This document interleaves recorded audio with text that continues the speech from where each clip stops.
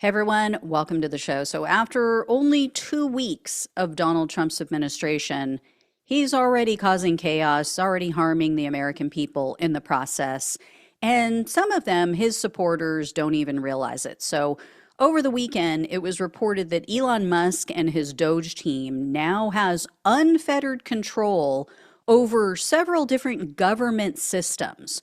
Specifically, they took control over the Treasury Department system that houses Americans' private data. So, this is a system that sends out payments for things that were already allocated, already approved by Congress. So this is not something that this man, who is not an elected official, who is just some wealthy guy, the wealthiest man on earth, with all kinds of conflicts of interest, by the way, that he should have access to. I mean, he has access to social security numbers, birth dates, all kinds of sensitive details, all kinds of information about payments that people and various entities are receiving. So the official who was serving as the acting Treasury Secretary, David LeBrick, I think is how you pronounce his name, he refused to grant access to Musk and his fellow oligarchs. So Trump placed this guy on administrative leave, and then on Friday, LeBrick announced his retirement. He's like, I'm out. They want me out, I'm gone. And for anyone saying, oh, well, this is what Trump wanted, he's the president, so this is what he should get. Remember, Doge is a fictitious agency. It is being run by people who, again, were not elected. They were not approved by the Senate.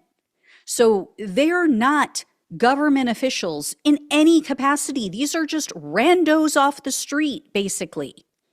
Most terrifying is that none of these people have been through any kind of background checks. They have not been vetted.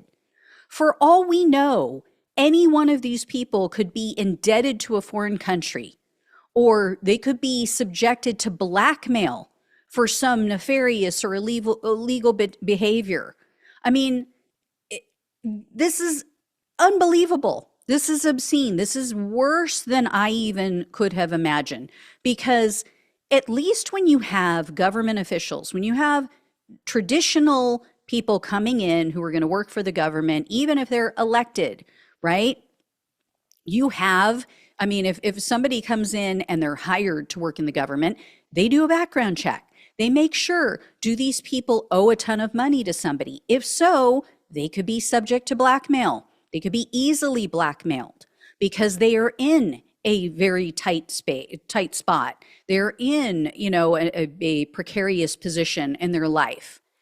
Do they have ties to foreign governments? Do they have maybe something shady in their past that we should know about that can come back to bite them or that can be held over their head?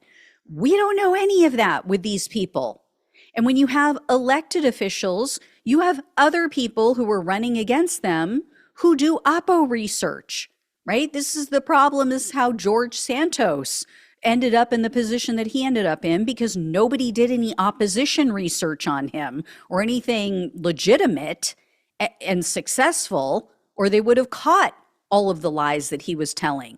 So you could have a whole group of George Santos, in this pseudo government agency, this fake government agency, with, again, the wealthiest man on earth who has all kinds of massive contracts with our government, who can use this information to his benefit to push out the competition or to, benefit himself in some other way. And, now these people have Americans' personal information. They could theoretically sell this to the highest bidder. They could use it to pay off a potential debt or a blackmailer. What recourse would average Americans have if their private information ends up on the internet, or if it's sold to criminals, if their bank accounts get wiped out? Because remember, A lot of these payments are coming from the government and going directly into people's bank accounts. That means the government has their bank account number, their routing number, all their private information like that. What happens if Americans' bank accounts just get wiped out? Is Donald Trump going to fix that? And according to an official at the Office of Personnel Management, government employees have been locked out of this system. So they have absolutely no line of sight into what Musk and his wealthy buddies are doing in there. And the official said, quote, "There is no oversight. It creates real cybersecurity and hacking implications." This is wildly illegal. Any way you slice it, it is completely and totally illegal. And I don't see anyone really stepping up to do anything about it. And if you're a Trump supporter and you're saying, oh, well, this is what we wanted, we want to tear the government down, we want to get in there and do an audit, like I've seen online, oh, well, they're just doing an audit. Fine, do an audit with people who you know you can trust. Because I want you to ask yourself something, MAGA. Ask yourself this question and be honest. If Kamala Harris was the president right now, and she made George Soros the head of some fake government agency, not even a government agency, just a fake agency, and said, have at it, gave him and his friends access to your private information, would you be pissed off? Would you be concerned? I would be. I don't care who it is or to what political ideology they subscribe. I want Americans to be protected. I want Americans to be taken care of. You can do all the audits you want, but do it with people who we have a line of sight on, who we know are not in there doing something to only benefit themselves. People who we know that aren't being bribed, who don't have all kinds of skeletons in their closet that are being held over their heads. Right? You all wanted an America First agenda. This is going to be the oligarchs first agenda. So enjoy when your wages stagnate, enjoy when inflation ticks up again, because your interests don't align with the brOligarchs that Donald Trump needs to keep happy, the ones who keep the cash flowing into his bank accounts. And he is always going to choose them over you. So, I hope that this moves through the court system. I hope that Amy Coney Barrett and a couple of others who seem to have some sort of ethics on the right are going to stand up and say, no, this is not the way our Constitution was written. This is not the way our government is supposed to work. It has never worked this way. And I'll tell you another thing.